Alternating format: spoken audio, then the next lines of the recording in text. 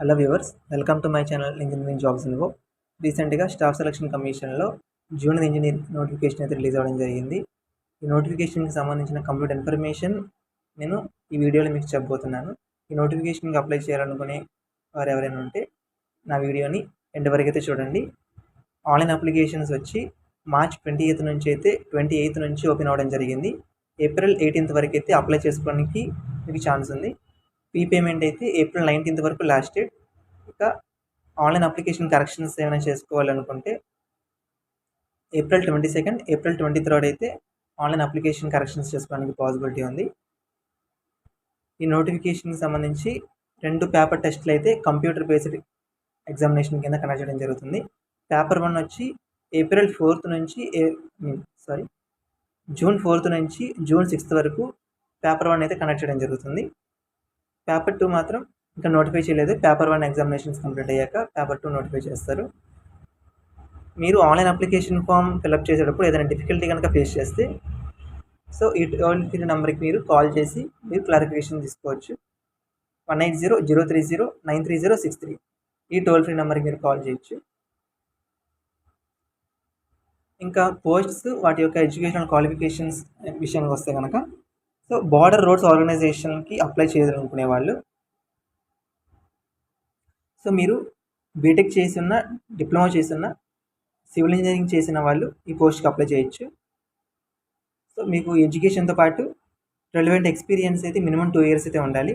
అది ఏ type of experience అంటే ప్లానింగ్లో, ఎగ్జిక్యూషన్లో, మెయింటెనెన్స్ ఆఫ్ సివిల్ ఇంజనీరింగ్ వర్క్స్లో అయితే మీకు మినిమం 2 years ఎక్స్పీరియన్స్ ఉంటే ఈ పోస్ట్కి మీరు అప్లై చేసుకోవచ్చు.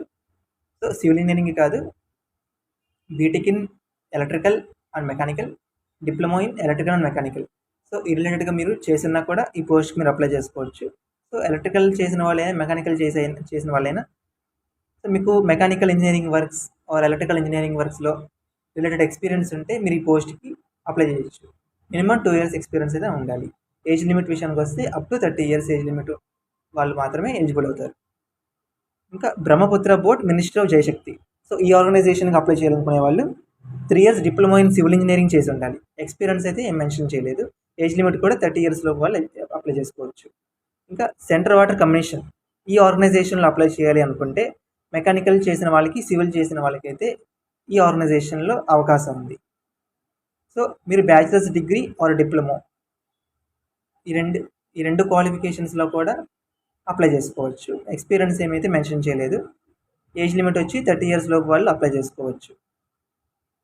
ఇంకా central public works department CPWD ఈ ఆర్గనైజేషన్కి అప్లై చేయాలనుకునే వాళ్ళు diploma in electrical and mechanical from recognised university వాళ్ళు ఎలిజిబుల్ అవుతారు. డిప్లొమా ఇన్ సివిల్ ఇంజనీరింగ్లో చేసిన వాళ్ళు కూడా ఎలిజిబుల్ అవుతారు. ఎక్స్పీరియన్స్ కూడా ఏం మెన్షన్ చేయలేదు. ఫ్రెషర్గానే అప్లై చేసుకోవచ్చు. ఏజ్ లిమిట్ వచ్చి అప్ టు 32 years అయితే ఉంది. ఇంకా central water and power research station ఈ ఆర్గనైజేషన్కి అప్లై చేయాలనుకునే వాళ్ళు డిప్లొమా ఇన్ ఎలక్ట్రికల్ ఇంజనీరింగ్ అని చేసి ఉండొచ్చు, డిప్లొమా ఇన్ సివిల్ ఇంజనీరింగ్ అని చేసి ఉండొచ్చు. ఈ రిలేటెడ్ ఎడ్యుకేషనల్ క్వాలిఫికేషన్ అంటే మీరు అప్లై చేసుకోండి. ఏజ్ లిమిట్ వచ్చి 30 years, ఎలాంటి ఎక్స్పీరియన్స్ కూడా మెన్షన్ చేయలేదు. ఇంకా DGQA NAVL minister of defence ఈ ఆర్గనైజేషన్కి ఎవరైనా అప్లై చేయాలనుకుంటే మీరు బీటెక్ అయినా, డిప్లొమా అయినా, మెకానికల్ ఇంజనీరింగ్ చేస్తుంటే అప్లై చేసుకోవచ్చు, ఎలక్ట్రికల్ ఇంజనీరింగ్ చేస్తున్న అప్లై చేసుకోవచ్చు. కాకపోతే 2 years ఎక్స్పీరియన్స్ అయితే రెస్పెక్టివ్ ఫీల్డ్లో ఉండాలి మీకు. ఏజ్ లిమిట్ వచ్చి 30 years వరకు ఉన్న వాళ్ళు అప్లై చేసుకోవచ్చు. ఇక 7వ ఆర్గనైజేషన్ ఏంటంటే Farakka barrage project, ministry of Jayashakti ఈ ఆర్గనైజేషన్కి అప్లై చేయాలనుకునే వాళ్ళు డిప్లొమా ఇన్ ఎలక్ట్రికల్ ఇంజనీరింగ్ చేసి ఉండాలి, డిప్లొమా ఇన్ సివిల్ ఇంజనీరింగ్ చేసి ఉండాలి. ఎక్స్పీరియన్స్ అయితే ఏం అడగలేదు. ఏజ్ లిమిట్ వచ్చి 30 years లోపు వాళ్ళు ఎలిజిబుల్ అవుతారు. ఇంకా మిలిటరీ ఇంజనీరింగ్ సర్వీసెస్ MES ఈ ఆర్గనైజేషన్లో మీరు అప్లై చేయాలనుకుంటే డిగ్రీ ఇన్ సివిల్ ఇంజనీరింగ్ చేసి ఉండాలి, లేదంటే డిప్లొమా ఇన్ సివిల్ ఇంజనీరింగ్ చేస్తున్న వాళ్ళు కూడా ఎలిజిబుల్ అవుతారు. కాకపోతే రిలవెంట్ సివిల్ ఇంజనీరింగ్ వర్క్స్లో మీకు 2 years ఎక్స్పీరియన్స్ అయినా మినిమం ఉండాలి. అలా ఉన్న వాళ్ళు ఈ పోస్ట్కి ఎలిజిబుల్ అవుతారు.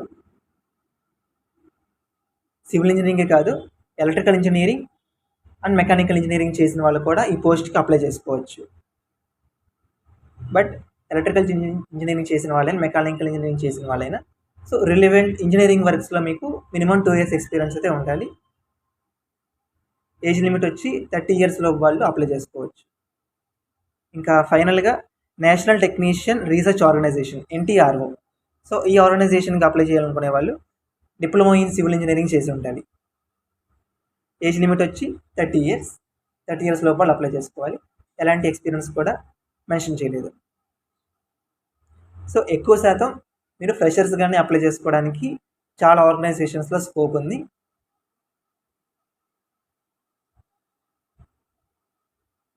ఇంకా ఎన్ని వేకెన్సీస్, సో ఇప్పటివరకు నేను చదివిన ఆర్గనైజేషన్స్లో కేటగిరీ బేస్ మీద డిపార్ట్మెంట్ వైజ్గా ఎన్ని వేకెన్సీస్ ఉన్నాయనేవి మీకు ఈ స్లైడ్లో క్లియర్గా ఉన్నాయి.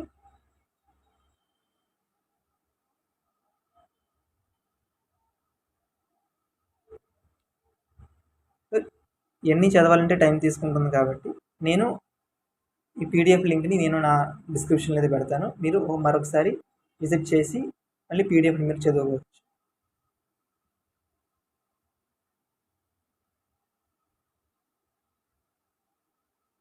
ఇంకా ఏజ్ రిలాక్సేషన్ విషయానికి వస్తే కనుక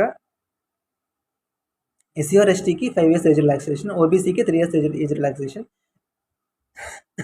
PWDలో అన్రిజర్వ్డ్ క్యాండిడేట్స్కి, ఎకనామికల్ వీకర్ సెక్షన్ క్యాండిడేట్స్కి 10 years ఏజ్ రిలాక్సేషన్, PWD OBCకి 13 years age relaxation, PWD SC ST కేటగిరీలో వాళ్ళకి 15 years age relaxation, ex service మెన్లకి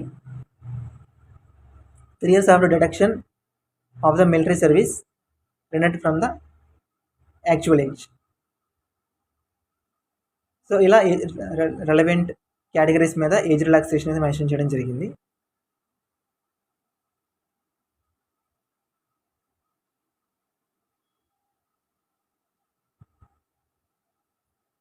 ఇక ఈ నోటిఫికేషన్కి ఎలా అప్లై చేసుకోవాలి అంటే కనపడుతున్న ఈ అఫీషియల్ వెబ్సైట్ ఉంది కదా, మన staff selection commission official website https://ssc.government.in. So ఈ అఫీషియల్ వెబ్సైట్లోకి వెళ్తే మీకు అప్లికేషన్ ఫామ్ అయితే ఓపెన్ అవుతుంది.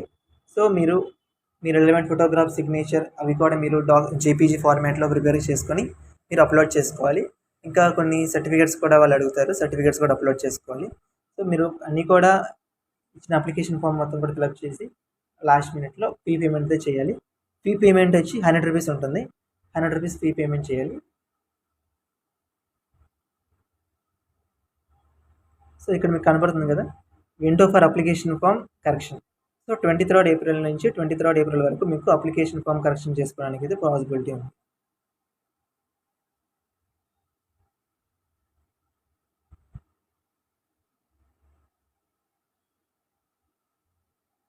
సో ఇవి సెంటర్స్ ఆఫ్ ఎగ్జామినేషన్.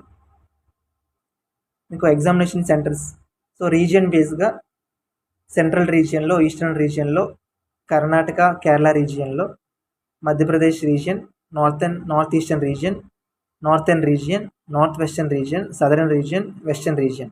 సో మీ రెస్పెక్టివ్ రీజియన్స్గా మీకు ఏమేమి ఎగ్జామ్ సెంటర్స్ అయితే ఉన్నాయో మెన్షన్ చేయడం జరిగింది. ఒకసారి మీరు చూడండి. సో సదరన్ రీజియన్ అయితే చెప్తున్నాను.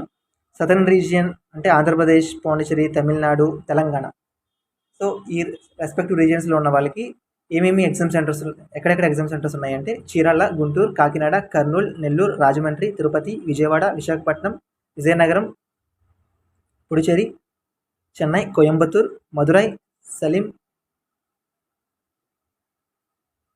తిరునెల్వేలి, వెల్లూరు, హైదరాబాద్, కరీంనగర్, వరంగల్, తిరుచిరపల్లి. సో ఇవన్నీ కూడా సదరన్ రీజియన్లో ఉన్న ఎగ్జామ్ సెంటర్స్ అన్నమాట. ఇంకా రీజనల్ ఆఫీస్ కూడా ఉన్నాయి. రీజనల్ ఆఫీస్ కూడా మీకు ఇవ్వడం జరిగింది. అది వచ్చి చెన్నైలో ఉందన్నమాట. ఇంకా మీకు ఇంకా క్లియర్ ఇన్ఫర్మేషన్ తెలుసుకోవాలనుకుంటే సదరన్ సైడ్ నుంచి www.sscsr.government.in అని సెర్చ్ చేస్తే మీకు ఈ నోటిఫికేషన్కి సంబంధించి ఇంకా క్లియర్గా ఇన్ఫర్మేషన్ వస్తుంది. ఈ లింక్ వచ్చి మన సదరన్ రీజియన్కి సంబంధించిన లింక్ అనమాట.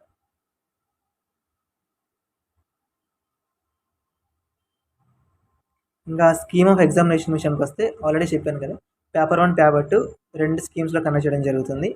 పేపర్ 1 వచ్చి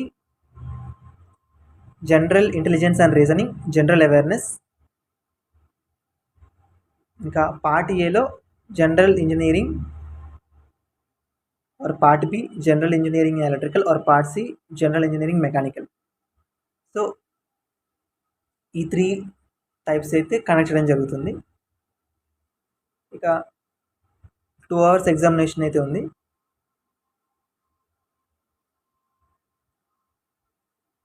ఇక పీడబ్ల్యూడీ క్యాండిడేట్స్కి అయితే ఒక 40 minutes ఎక్స్ట్రా అయితే ఇవ్వడం జరుగుతుంది.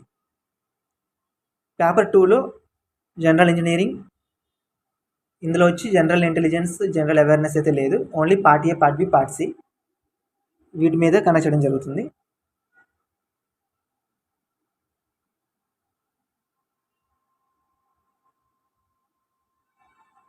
సో ఇందులో వచ్చి టోటల్ 300 మార్క్స్కి 100 క్వశ్చన్స్ అయితే ఉంటాయి.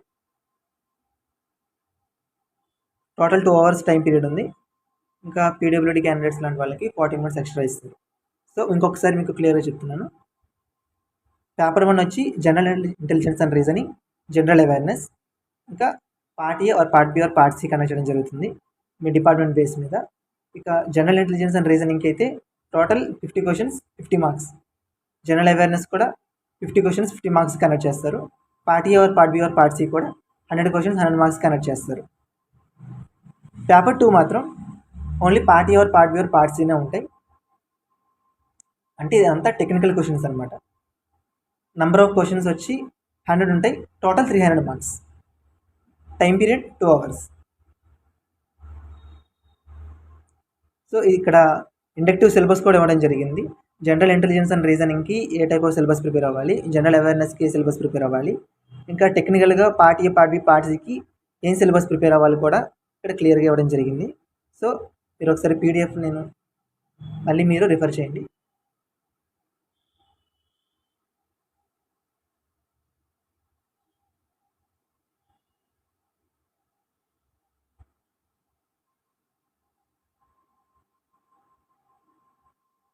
ఇంకా కొన్ని రిస్ట్రిక్షన్స్ కూడా ఇవ్వడం జరిగింది. అవి కామన్ రెస్ట్రిక్షన్స్. ఇక ఎగ్జామినేషన్ హాల్కి వెళ్ళేటప్పుడు ఎలాంటి గ్యాజెట్స్ ఇలాంటివి క్యారీ చేయకూడదు, ఇలాంటివి ఇచ్చారు. అలాగే ఏమేమి క్యారీ చేయాలో కూడా మ్యాండేటరీగా క్యారీ చేయాల్సినవి కూడా ఇవ్వడం జరిగింది. అవి ఏంటి అంటే at least 2 passport size recent colour photographs, original valid ID, photo ID, proof having the date of birth as printed on admission certificate. So మీకు ఆధార్ కార్డ్ సరిపోతుంది. అవేంటి అనేవి ఇచ్చారు. Aadhaar card, voter card, driving licence, PAN card, passport or college ID card, school ID card, employer ID card, ex service man అయితే కనుక related proof ఇవి ఏవైనా కూడా మీరు ఒక ప్రూఫ్ ఆఫ్ ఐడి కార్డ్ కింద మీరు క్యారీ చేయొచ్చు. బట్ ఒరిజినల్ క్యారీ చేయండి. సో మీరు టెస్ట్ క్వాలిఫై అయితే కనుక డాక్యుమెంట్ వెరిఫికేషన్ అయితే జరుగుతుంది. సో డాక్యుమెంట్ వెరిఫికేషన్కి వెళ్ళేటప్పుడు మీరు రిలేటెడ్ కాపీస్ అయితే క్యారీ చేయాలి. అవి జనరల్గా క్యారీ చేసేవి SSC certificate, educational qualification certificates, experience certificate if applicable, cash or category certificate, ఇక పీడబ్ల్యూడీ క్యాండిడేట్స్ అయితే పీడబ్ల్యూడీ సర్టిఫికేట్. సో మీరు ఒకవేళ గవర్నమెంట్ అండర్టేకింగ్లో ఉంటే కనుక నో అబ్జెక్షన్ సర్టిఫికేట్ క్యారీ చేయాలి. సో ఇర్రెలెవెంట్ సర్టిఫికేట్స్ అయితే డాక్యుమెంట్ వెరిఫికేషన్కి వెళ్ళేటప్పుడు క్యారీ చేయాలి. డాక్యుమెంట్ వెరిఫికేషన్ అనేది పేపర్ 1, పేపర్ 2 తర్వాత కనెక్ట్ అవ్వడం జరుగుతుంది. ఇంకా మోడ్ ఆఫ్ సెలక్షన్ కూడా ఇచ్చారు. మోడ్ ఆఫ్ సెలక్షన్ వచ్చి అన్రిజర్వ్డ్ క్యాండిడేట్స్కి మినిమం క్వాలిఫైయింగ్ మార్క్స్ వచ్చి 30% రావాలి. ఓబీసీ ఆర్ ఈడబ్ల్యూఎస్కి 25% రావాలి. ఇంకా అదర్ కేటగిరీస్ అన్నిటికి కూడా 20% మినిమం క్వాలిఫైయింగ్ మార్క్స్.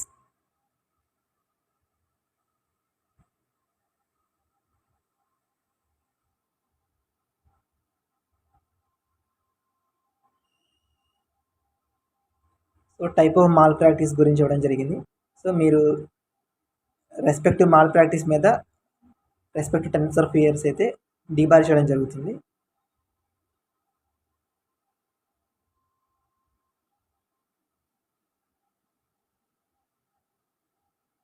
సో ఇదే అండి ఈ వీడియోకి సంబంధించిన కంప్లీట్ ఇన్ఫర్మేషన్ అయితే.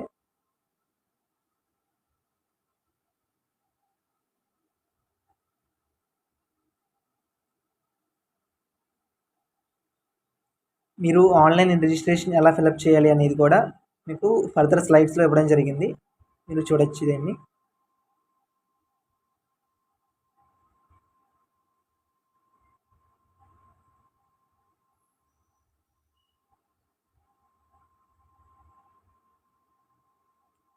సో టోటల్గా కూడా ఆన్లైన్ అప్లికేషన్ ఎలా ఫిలప్ చేయాలి అనేది మీకు స్క్రీన్ షాట్స్ ద్వారా మీకు ఇక్కడ వేరే ఫర్దర్ స్లైడ్స్లో మీకు మెన్షన్ చేశారు.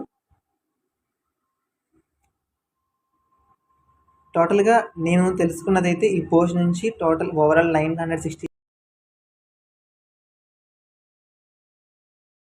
వేకెన్సీస్ అయితే రిలీజ్ చేయడం జరిగింది. సో అందులో ఎక్కువగా సెంట్రల్ వాటర్ కమిషన్ ఆర్గనైజేషన్కి, సెంట్రల్ పబ్లిక్ వర్క్స్ డిపార్ట్మెంట్కి, central water and power research స్టేషన్కి అయితే మోర్ దెన్ 100 వేకెన్సీస్ అయితే ఉన్నాయి. మిగతా వాటికి సింగిల్ డిజిట్స్లోనే రిలీజ్ అవ్వడం అయితే జరిగింది అని తెలిసింది. సో మీరు ఈ పీడిఎఫ్ మొత్తం కూడా మరొకసారి రిఫర్ చేసి మీరు ఏ ఆర్గనైజేషన్కి అయితే మీరు అప్లై చేయాలనుకుంటున్నారో సో ఆ ఆర్గనైజేషన్ మీరు అప్లై చేసుకోవచ్చు. అంతే ఫ్రెండ్స్, నా వీడియో మీకు యూస్ఫుల్ అనిపిస్తే please like, share and support my channel. మీరు ఎంత లైక్ చేయగలిగితే నా వీడియో అంతవరకు రీచ్ అవ్వగలుగుతుంది. ఇంకా మీకు యూస్ఫుల్ అయ్యే మరిన్ని ఇన్ఫర్మేటివ్ వీడియోస్ అలాగే జాబ్ వీడియోస్ కూడా నేను ఇంకా చేస్తూ ఉంటాను. Please support my channel. Thank you so much.